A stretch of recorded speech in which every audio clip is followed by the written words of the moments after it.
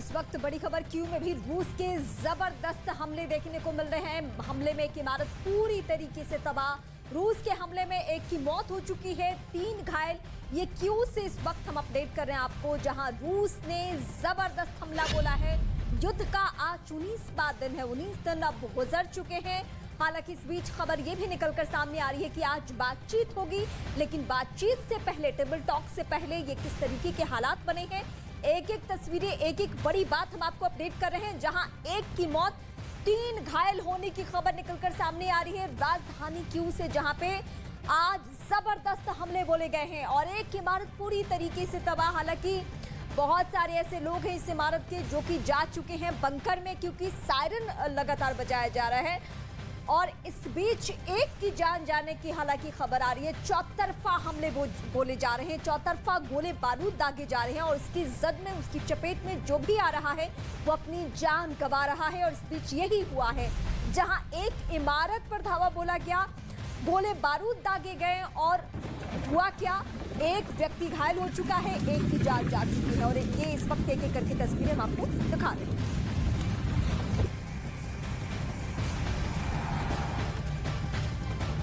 रूस और यूक्रेन के बीच 24 फरवरी से जारी जंग का आज 19वां दिन है। इन 19 दिनों में यूक्रेन पूरी तरीके से बर्बाद हो चुका है। लाखों लोग बेघर हो चुके हैं, हजारों लोग मारे गए हैं। दोनों देशों को बहुत बड़ा नुकसान पहुंचा है, लेकिन पुतिन अपनी जिद पे अभी भी कायम है। इस महाविनाश को देखने के बाद भी ना तो पुतिन रुकने को तैयार है और ना ही यूक्रेन झुकने के लिए राजी है। इस महायुद्ध की 10 तस्वीरें आपके सामने हैं, जिनमें यूक्रेन की तबाही का मंजर साफ साफ देखा जा सकता है। दोनों देशों के बीच लगातार भीषण गोलीबारी की जा रही है। वहीं दूसरी तरफ रूस समेत दुनिया के कई देशों में इस जंग का विरोध भी होना शुरू हो चुका है, लेकिन फर्क ना रूस को पड़ा है ना यूक्रेन को, जो कि तबाही के लिए जिम्मेदार अभी तक माना जा रहा है। और इस बीच एक और बड़ी खबर अपडेट कर दें हम आपको, युद्ध से जुड़ी हुई ये बड़ी खबर है। क्यू पर कब्जे के लिए रूस ने हमले तेज कर दिए हैं। रूसी सैनिकों ने क्यू में एक अपार्टमेंट पर मिसाइल दागी है, जिसमें वहां भारी तबाही हुई।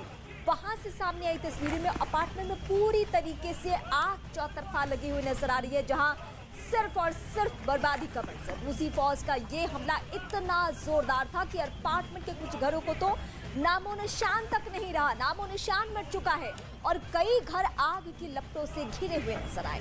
आग की वजह से पूरे इलाके में काले धुएं का गुबार छा चुका है। रूस के टारगेट पर क्यों पहले नंबर पर है। पुतिन की रेड आर्मी का एक ही मकसद है, राजधानी क्यू पर रूसी झंडा फहराना, तख्ता पलट करना। लेकिन क्या ये संभव है? हालांकि यूक्रेनी जो जवान हैं वो जवाबी हमला कर रहे हैं और इसी जवाबी हमलों की वजह से रूसी सेना अब तक क्यू पर कब्जा नहीं कर सकी है।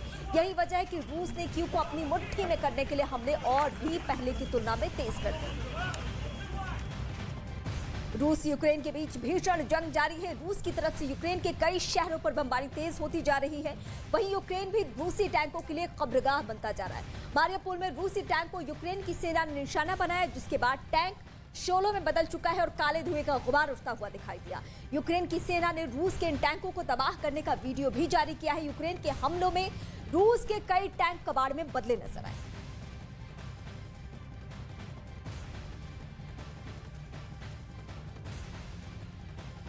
यूक्रेन के न्यूक्लियर प्लांट पर रूस के हमले के बाद रेडिएशन खतरा भी हो रहा है और इसके दावे किए जा रहे हैं। रिपोर्ट देखिए।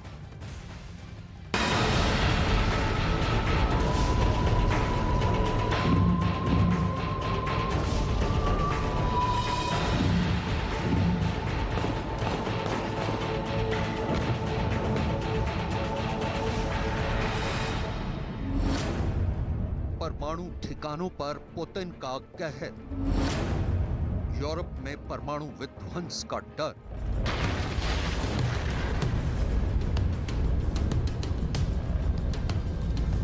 पूरे यूरोप पर एक बहुत बड़ा खतरा मंडरा रहा है। इस खतरे को पैदा किया है रूस के राष्ट्रपति व्लादिमीर पुतिन ने।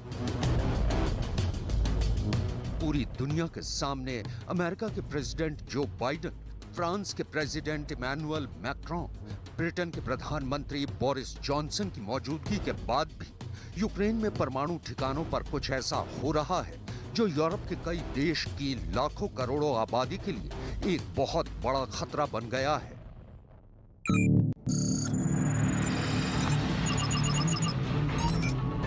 सबसे पहले ये नक्शा देखिए। यूक्रेन में दो बड़े परमाणु ठिकाने हैं। पहला चेर्नोबिल परमाणु ऊर्जा संयंत्र और दूसरा ज़ैपोरिज़िया परमाणु ऊर्जा संयंत्र। 4 मार्च को ज़ैपोरिज़िया परमाणु संयंत्र पर रूस ने हमला किया था, जिसके बाद वहां आग लग गई थी। तब ज़ैपोरिज़िया में धमाके का बहुत बड़ा खतरा पैदा हो गया था, जो किसी भी वक्त पूरे यूरोप को दहला सकता था। चेर्नोबिल परमाणु ऊर्जा संयंत्र भी अब रूसी कब्जे में है, लेकिन यहां से जो खबरें आ रही हैं वो पूरी दुनिया के लिए बेहद चौंकाने वाली और बहुत ज्यादा परेशान करने वाली हैं। दरअसल कोई भी परमाणु रिएक्टर को चलाने के लिए अंतर्राष्ट्रीय स्तर पर गाइडलाइंस बनाई गई हैं। परमाणु रिएक्टर को चलाने के लिए एक पूरी व्यवस्था बनाई जाती है, एक पूरा सिस्टम होता है, और अगर उस सिस्टम में कोई भी चूक होती है तो इसे दुनिया भर के लिए खतरा माना जाता है। समय समय पर अंतर्राष्ट्रीय परमाणु ऊर्जा एजेंसी दुनिया भर के सभी परमाणु ऊर्जा संयंत्रों से रिपोर्ट लेती है, लेकिन इन गाइडलाइंस का इस वक्त यूक्रेन के अंदर उल्लंघन हो रहा है।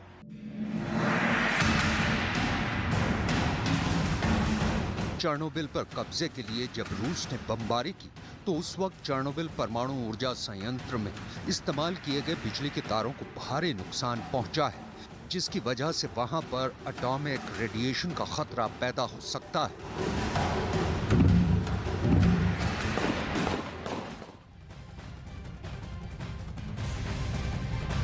और इस वक्त की बड़ी खबर सामने आ रही है। यूक्रेन संकट पर ब्रिटेन का बड़ा दावा निकलकर सामने आया है। कहा है अब तक 25 लाख लोगों के लिए यूक्रेन छोड़ दिया है। हमले में 1663 लोगों की अब तक मौत हो चुकी है और यूक्रेन पर रूस के हमलों का आज 19वां दिन है। तो इस वक्त की बड़ी खबर आप देख रहे हैं, जिसको लेकर ब्रिटेन ने अब बड़ा दावा किया है, क्योंकि लगातार लोग वहां से पलायन कर रहे हैं। 25 लाख लोगों ने अब तक यूक्रेन छोड़ दिया है। ये कहा गया है ब्रिटेन की ओर से। 1663 लोग मौत का दावा भी किया जा रहा है और लगातार आज 19वां दिन हो चला है, लेकिन अभी रूस और यूक्रेन की जंग जस की तस बनी हुई है और भारी तबाही, भारी पलायन। बहुत सारे ऐसे लोग हैं जो अपना देश छोड़कर अब भाग रहे हैं और साथ ही ऐसे लोगों की भी संख्या बढ़ती जा रही है जो वापस यूक्रेन भी लौट रहे हैं ताकि किसी भी तरीके से सेना की वो मदद कर सके। लेकिन इस वक्त की जो बड़ी खबर है, जहां पर ब्रिटेन ने बड़ा दावा किया है यूक्रेन को लेकर, उसने ये कहा है कि अब तक 25 लाख से भी ज्यादा ऐसे लोग हैं जो पलायन कर चुके हैं, यानी कि जो यूक्रेन छोड़कर बॉर्डर स्टेट्स में जा चुके हैं। वहीं रूस के हमले के बाद लाखों यूक्रेनी नागरिक अपना देश छोड़ने के लिए अब मजबूर हैं और रूस की लगातार बमबारी की वजह से यूक्रेन के शहर मलबे में तब्दील हो गए हैं, जिसकी वजह से लोगों को सुरक्षित जगहों पर पहुंचाया जा रहा है। वहीं लोगों को बंकरों में भी जाने को कह दिया गया है। यूक्रेन के सैनिक बुजुर्गों को सुरक्षित जगहों पर ले जाने में मदद कर रहे हैं। कीव प्रशासन ने दावा किया है कि 2 हफ्तों के लिए खाने के सामान को इकट्ठा कर लिया गया है। वहीं अभी भी 20 लाख से ज्यादा लोग कीव में मौजूद हैं, यानी कीव में भयानक स्थितियां बनी हुई है, क्योंकि वहां पर अंदर कई सारे नागरिक भी मौजूद हैं जिनकी सुरक्षा की जिम्मेदारी भी यूक्रेन सरकार के ऊपर है। और साथ साथ आखिर क्यों बार बार कहा जाता है कि यूक्रेन का परमाणु संकट दुनिया को दहला सकता है, देखिए इस रिपोर्ट में।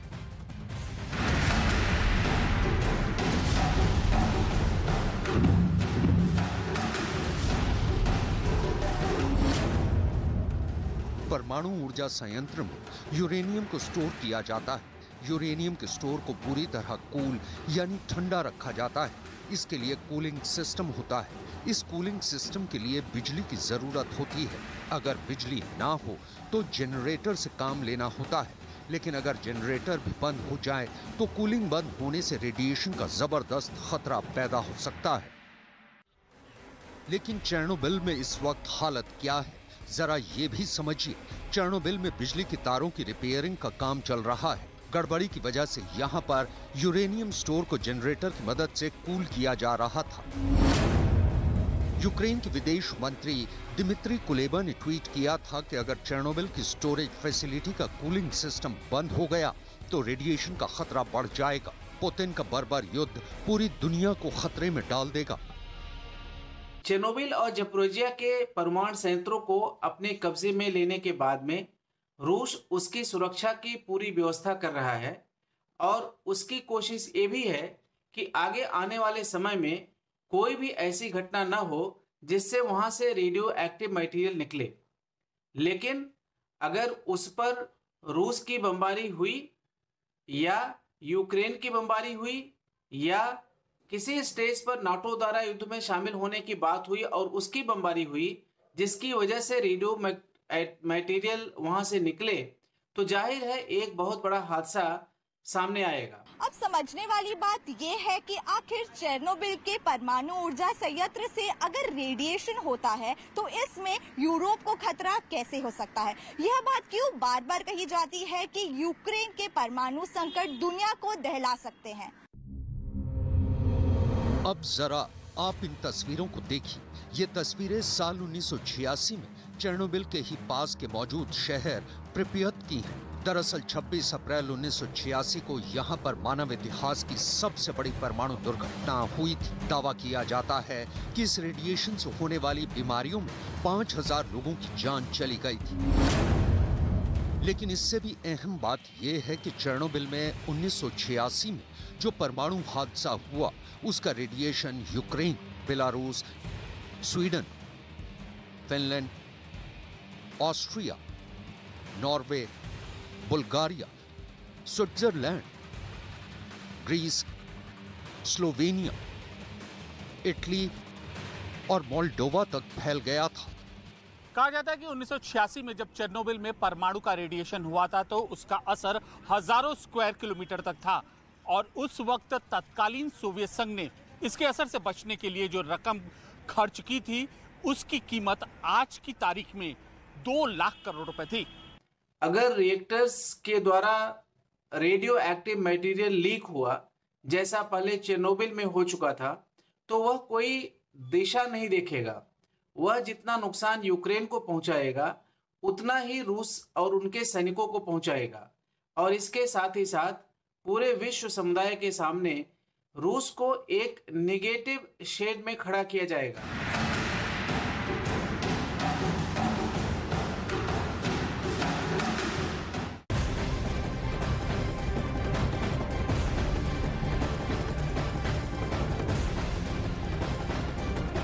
और इस वक्त की बड़ी खबर युद्ध के मैदान से, बड़ी खबर हम आपको बता दें।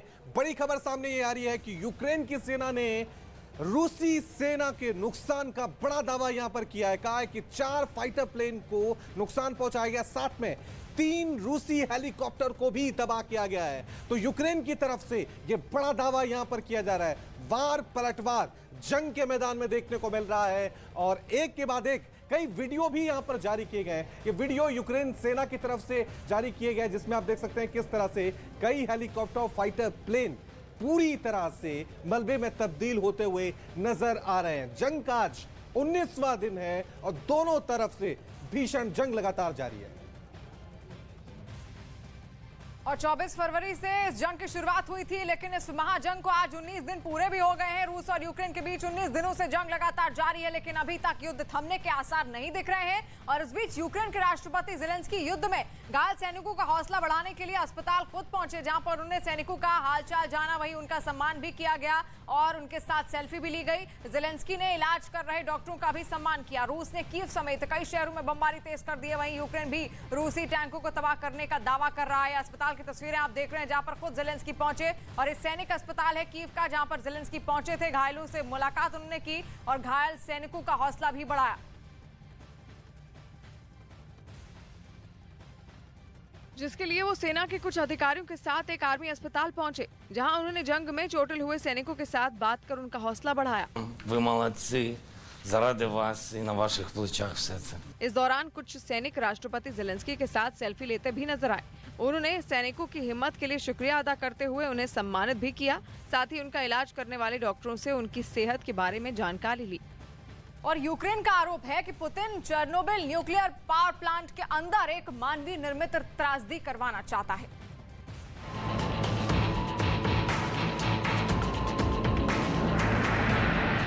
(1986) की इतनी बड़ी कीमत चुकाने के बाद भी रूस चेरनोबिल और ज़ैपोरोजिया के मामले में लापरवाही दिखा रहा है।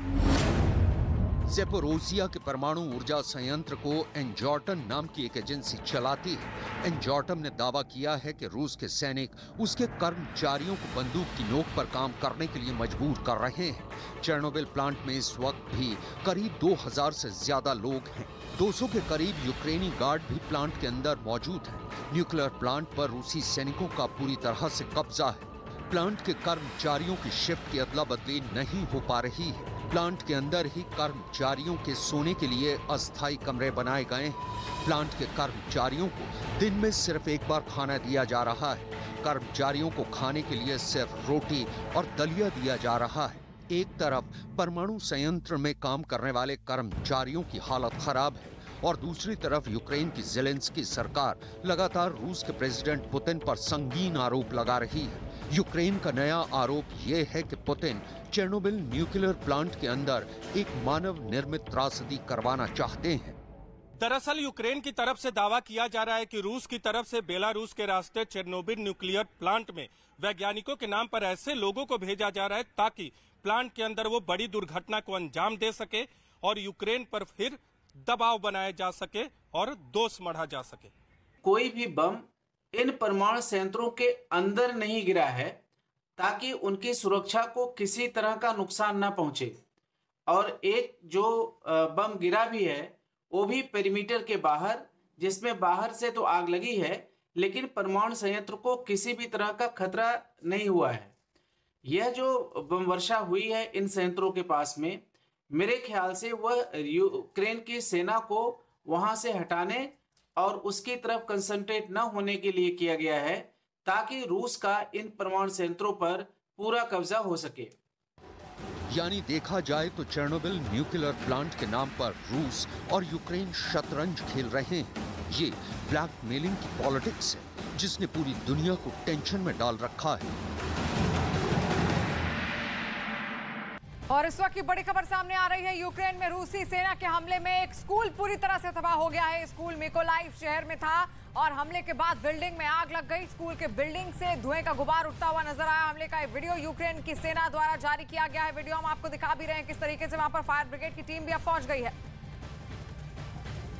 तो रूस और यूक्रेन के बीच जंग छिड़े हुए 19 दिन हो गए। 19वें दिन अब तक क्या क्या हुआ है वो भी आपको बता दें। यूक्रेन के 19 शहरों में हवाई हमले का अलर्ट जारी कर दिया गया है। यूक्रेन का रूस के 4 विमान गिराने का बड़ा दावा यहां पर किया गया। की में एक अमेरिकी पत्रकार की मौत भी हो चुकी है। फायरिंग में अमेरिकी पत्रकार की मौत हुई है और रूसी सेना का मिकोलाइव के स्कूल पर बड़ा हमला हुआ। पूरा स्कूल तबाह हो गया। रूसी सेना के काफिले पर यूक्रेन का हमला है। यूक्रेन ने यह दावा किया है रूस के टैंक और सैन्य गाड़ियों को उड़ाया गया है और घायल सैनिकों से मिले राष्ट्रपति ज़ेलेंस्की।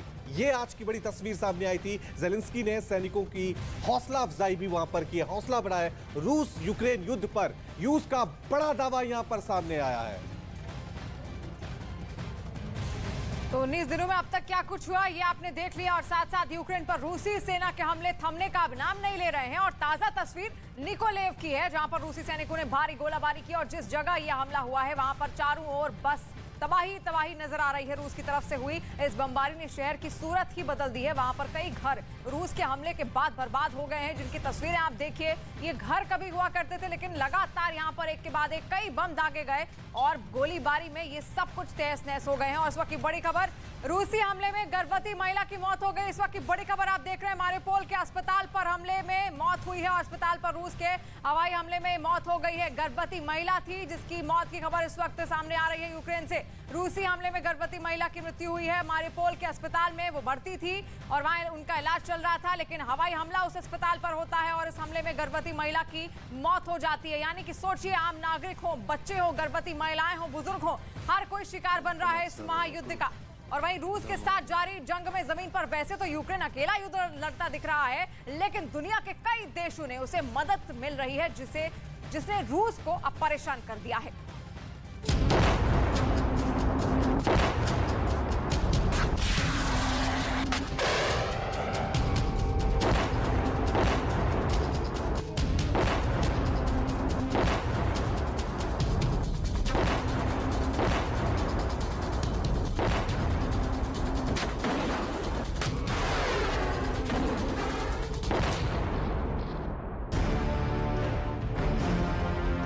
अतिक्रमण, अधिकार और अहंकार से उपजे हालातों ने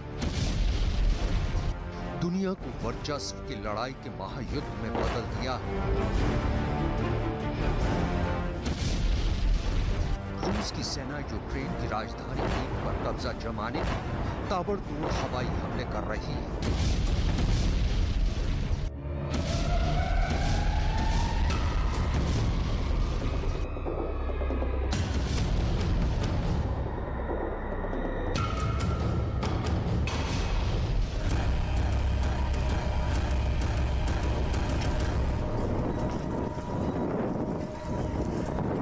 रूस के टैंक कीव के बाहरी इलाकों में दाखिल भी हो चुके हैं। कीव के किले पर रूस कभी भी कब्जा कर सकता है। कीव के आसपास भीषण लड़ाई चल रही है। रूस की क्रूज और बैलिस्टिक मिसाइलों ने राजधानी कीव में भी भारी तबाही मचाई है।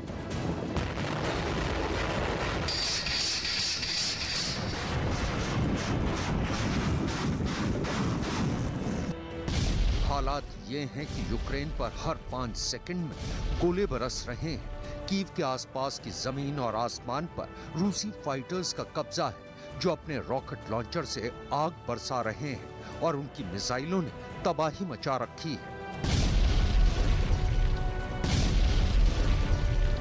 रूस भले ही कीव को लगातार निशाना बनाकर वहां हमले कर रहा है, लेकिन यूक्रेन की सेना भी कीव के किले को गिरने नहीं दे रही है।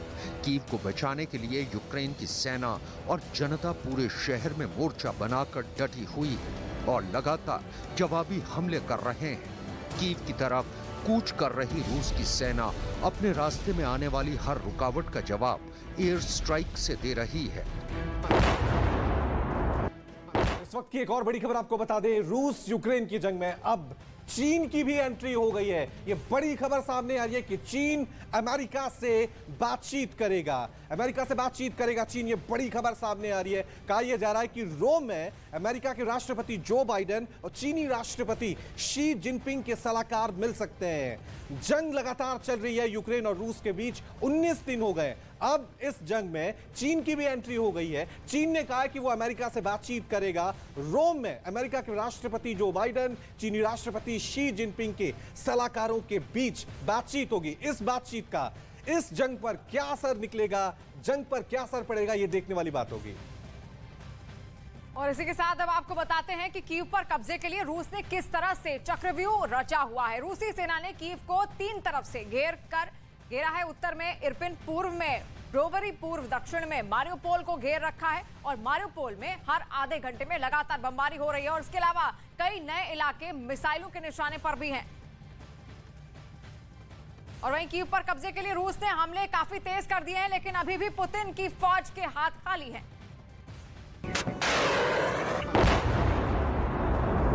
पुतिन की रेड आर्मी कीव पर अपना अधिकार नहीं जमा पाई है, जिसकी कुछ खास वजहें हैं। वजह है वो हथियार जो यूक्रेन को उसके मित्र देशों से मिल रहे हैं।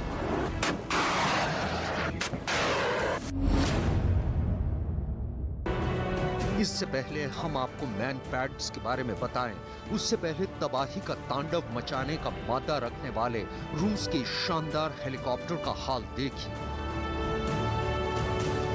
इस हथियार को अक्सर छिपकर दुश्मन के हेलीकॉप्टर को निशाना बनाया जाता है, जिसे सैनिक आसानी से कहीं ला ले जा सकते हैं। जितनी आपकी आंखों की नजर होती है, उससे आगे के निशाने पर हमला किया जा सकता है। बस कंधे पर रखा और कर दिया मिसाइल फायर।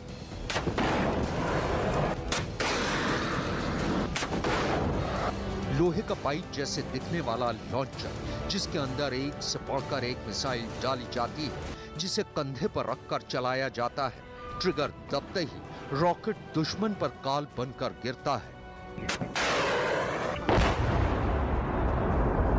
अमेरिका ने यूक्रेन को मैन पैड्स की सप्लाई लगातार जारी रखने का वादा किया है। Squadrons of fully mission capable aircraft, and although Russian air capabilities are significant, their effectiveness has been limited due to Ukrainian strategic, operational, and tactical ground-based air defense systems, surface-to-air missiles, and manpads. And so one of the other detail is how are we going to continue to provide assistance that is helpful to them and most effective and most useful to them in this moment. And the assessment of our military has been that continuing to provide defensive assistance and materials in that form is what is most useful and effective at this point in time. कंधों से चलने वाले ये हथियार दो तरह से होते हैं। एक जिसमें surface to air missile fit की जाती है, पहला जो कि जमीन से आसमान पर हमला करते हैं, और दूसरे वो हथियार जो कि जमीन से जमीन पर हमला करते हैं, जिसमें एंटी टैंक मिसाइलें लगाई जा सकती हैं, जो कि बड़े बड़े टैंकों को उड़ाने का काम करती हैं।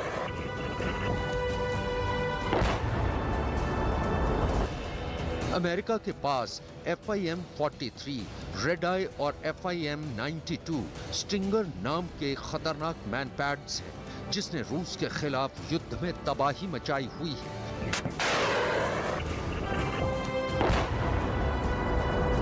हालांकि ना तो ये अमेरिका और ना ही नेटो की तरफ से बताया गया है कि यूक्रेन को कितने man portable air defence system यानी मैन पैड्स दिए गए हैं।